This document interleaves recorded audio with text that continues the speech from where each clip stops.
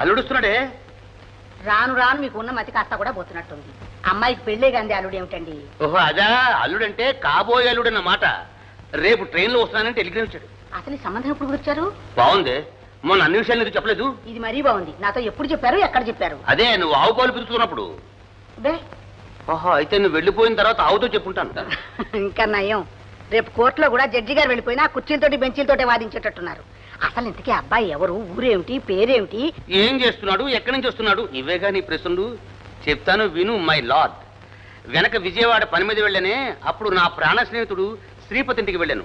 అదే శ్రీపతి అంటే వెనక చైర్మన్ నాగరాజ్తో జాయింట్ వ్యాపారం చేస్తూ ఆత్మహత్య చేసుకున్నాడని చెప్పానే అతడు. ఓహో ఆయన.